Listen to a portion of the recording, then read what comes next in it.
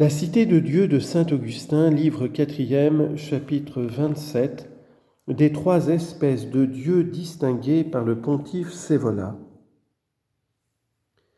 Certains auteurs rapportent que le savant pontife Scaevola, on lit en note, c'est ce Scaevola dont parle Cicéron et qu'il appelle le plus éloquent parmi les jurisconsultes et le plus docte parmi les orateurs éloquents et le plus docte, fin de citation et fin de note. Ce savant pontife Scaevola distinguait les dieux en trois espèces, l'une introduite par les poètes, l'autre par les philosophes et la troisième par les politiques. Or, disait-il, les dieux de la première espèce ne sont qu'un pur badinage d'imagination, où l'on attribue à la divinité ce qui est indigne d'elle. Et quant aux dieux de la seconde espèce, ils ne conviennent pas aux États, soit parce qu'il est inutile de les connaître, soit parce que cela peut être préjudiciable au peuple. Pour moi, je n'ai rien à dire des dieux inutiles. Cela n'est pas de grande conséquence, puisqu'en bonne jurisprudence, ce qui est superflu n'est pas nuisible. Mais je demanderai quels sont les dieux dont la connaissance peut être préjudiciable au peuple. Selon le docte pontife, ce sont Hercule, Esculape, Castor et Pollux, lesquels ne sont pas véritablement des dieux, car les savants déclarent qu'ils étaient hommes et qu'ils ont payé à la nature le tribut de l'humanité.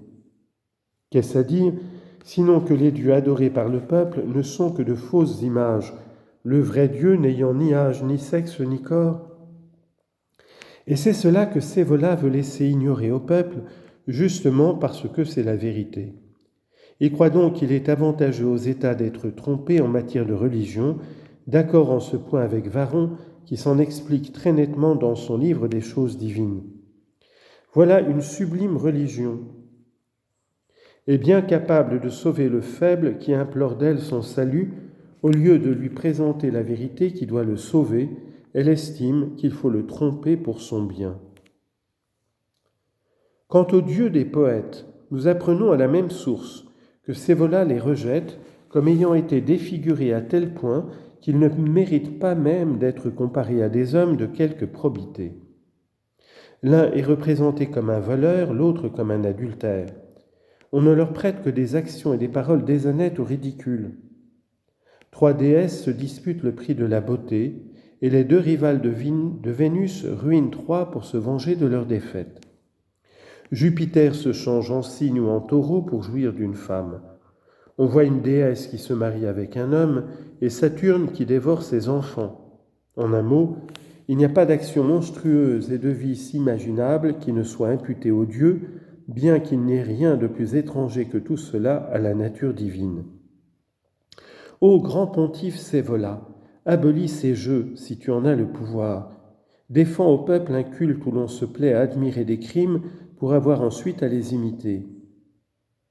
Si le peuple te répond que les pontifes eux-mêmes sont les instituteurs de ces jeux, demande au moins aux dieux qui leur ont ordonné de les établir qu'ils cessent de les exiger. Car enfin ces jeux sont mauvais, tu en conviens, ils sont indignes de la divine majesté. Et dès lors, l'injure est d'autant plus grande qu'elle doit rester impunie. Mais les dieux ne t'écoutent pas, ou plutôt ce ne sont pas des dieux mais des démons. Ils enseignent le mal, ils se complaisent en la turpitude, loin de tenir à injure ces honteuses fictions. Ils se courrouceraient au contraire si on ne les étalait pas publiquement. Tu invoquerais en vain Jupiter contre ces jeux, sous prétexte que c'est à lui que l'on prête le plus de crimes, car vous avez beau l'appeler le chef et le maître de l'univers, vous lui faites vous-même la plus cruelle injure en le confondant avec tous ces autres dieux dont vous dites qu'il est le roi. Chapitre 28. Si le culte des dieux a été utile aux Romains pour établir et accroître leur empire. Ces dieux que l'on apaise, ou plutôt que l'on accuse par de semblables honneurs, et qui seraient moins coupables de se plaire au spectacle de crimes réels que de forfaits supposés, n'ont donc pu en aucune façon agrandir ni conserver l'Empire romain. S'ils avaient eu un tel pouvoir, ils en auraient usé de préférence en faveur des Grecs, qui leur ont rendu en cette partie du culte de beaucoup plus grands honneurs. eux qui ont consenti à s'exposer eux-mêmes aux mordantes satires dont les poètes déchiraient les dieux et leur ont permis de diffamer tous les citoyens à leur gré, eux enfin qui, loin de tenir les comédiens pour infâmes, les ont jugés dignes des premières fonctions de l'État. Mais tout comme les Romains ont pu avoir de la monnaie d'or sans adorer le dieu Orinus, ainsi ils n'eussent pas laissé d'avoir de la monnaie d'argent et de cuivre, alors même qu'ils n'eussent pas adoré Argentinus et Esculanus. De même, sans pousser plus avant la comparaison, il leur était absolument impossible de parvenir à l'Empire sans la volonté de Dieu, tandis que, s'ils eussent ignoré ou méprisé cette foule de fausses divinités, ne connaissant que le seul vrai Dieu et l'adorant avec une foi sincère et de bonnes mœurs, leur empire sur la terre, plus grand ou plus petit, eût été meilleur, et n'eussent-ils pas régné sur la terre, ils seraient certainement parvenus au royaume éternel.